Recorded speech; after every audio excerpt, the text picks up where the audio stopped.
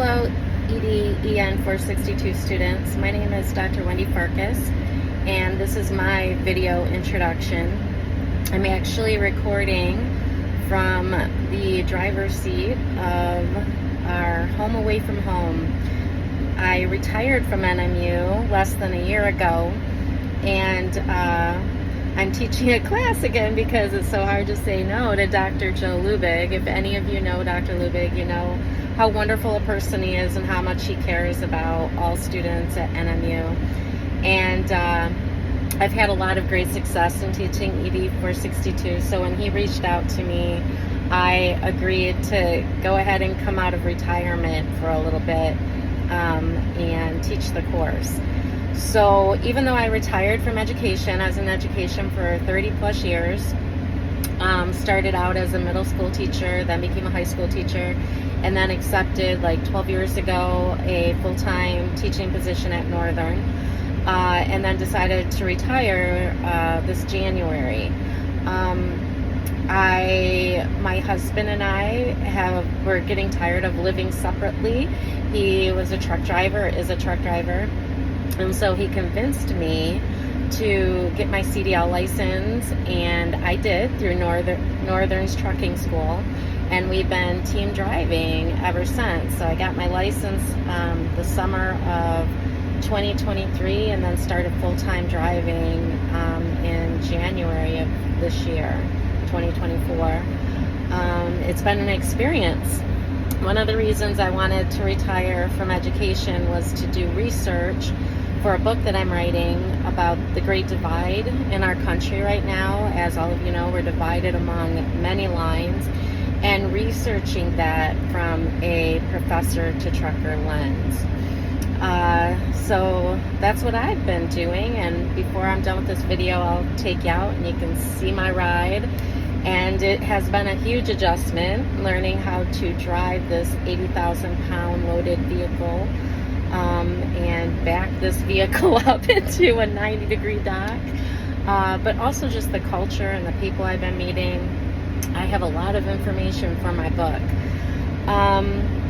So I guess that's the something interesting about me, because I'm going to ask all of you to tell me something interesting about you. Just a little bit more about my background. I have 4 kids and 9 grandchildren who I don't get to see near as much as I would like. When I'm fully retired, I'm going to be spending a lot of time with them, and also doing van life, where we want to travel the country and all the places that we're doing, like a Chevy Chase moment where, yep, that's cool, and then having to move on because we're working. We're going to be able to go back and visit those places, and that's really exciting. And so, yeah, I guess I live in Ishpeming, Michigan, but like I said, for now, we drive across the country, and we're doing this 24/7, 7 days a week until retirement time, which is a few years from now. I loved my time as an educator. I devoted my whole life to it, especially the teaching of literacy. My PhD is in reading education, and I specialized in digital literacies, teaching through a critical social justice framework, and young adult literature.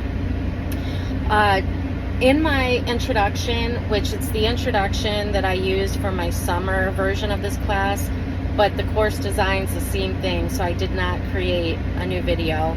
The only thing is you're getting more time to complete all the assignments. So this is exactly what my students would complete in a 6-week time frame. So I know all of you will have no problem completing it over the full semester. I didn't add anything to it, even though I really wanted to make the optional reads required. But I know many of you have full-time jobs, and I just wanted to be cognizant of that. And I think that going more in depth and taking your time with assignments and giving me quality work is more important than anything else. But do try to do the optional reading if you're able to, because part of this course is just widening your horizons as far as what's out there, young adult literature. I'm going to ask all of you to tell me what your favorite book is. If you have a young adult book, what your favorite young adult book is, and if not, just your favorite book in general. And mine is The Book Thief by Farkas. Amazing young adult literature. Young adult literature usually gets a bad rap, like it's less than. Just like any literature, you've got your duds, but there is a lot of quality, award-winning young adult literature out there, and you're going to be reading some this semester. Just a note on what I mean when I say that I teach through a critical social justice teaching and learning framework. That means that I want all of you to broaden your worldviews and think about issues and how they impact people, but not just how they impact people you know and like from your perspective. Really think about how these issues impact people from oppressed, minoritized populations of people. And so when we start to think and have empathy and think through these different lenses, it really does broaden our own worldviews and really makes us think about, are these issues really equitable for me, as well as people from various marginalized groups? And you most likely are part of a marginalized group. You may feel privilege from one part of your identity and oppression from another part. And you're going to learn about that. Intersectionality is what that's called, how our various identities intersect. And so when I'm teaching through this critical social justice framework, it's a way for us to unpack our own bias. And we all have bias. You've been socialized into a being, into your lived experiences, and therefore you hold bias, no matter who you are. But what's important is to recognize those biases and not act on those biases, and actually act in a way that will interrupt bias and oppression in society. And we want to make sure that when we're teaching through this framework so that we're helping all of our students, no matter what their identity and their intersectional identities are, that they're finding our coursework rewarding and equitable. Because we should never be marginalizing any of our students, no matter what our personal opinions are, what our personal beliefs are. All students should feel welcome and safe in our classrooms.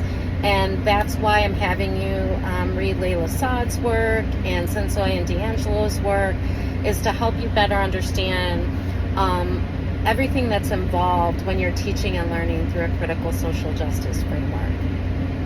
Okay, I think that's it. My husband's sleeping in the back right now because it's going to be me up next for driving. Just a quick note, I do drive pretty much 6 days a week. So I'll only be grading your work on weekends for the most part. I'll be checking my emails in the evening before I hit the hay. I have the day shift. My husband usually has the night shifts driving. And most of the assignments, unless otherwise noted in EduCat, are due toward the end of each of the modules. There's 6 modules in the class, and most of the due dates are due toward the end of the module. When you have to post for a collaborative assignment, I have you do that a little bit earlier so that your peers have time to respond. And so the group work deadlines are a little bit earlier than the individual deadlines for each module. Okay, the course overview will have more detailed information, so go ahead and watch that next, and be sure to do your own video introduction. There will be details for that assignment posted online shortly. But before I do that, as promised, I'm going to get out and show you my home away from home. It's like 90 degrees. I can't remember where I'm at right now. I think one of the Carolinas. But this is my big rig. And it's what I'm doing, crossing America and doing research pretty much 7 days a week. So hope you enjoyed my video, and I'm looking forward to getting to know all of you.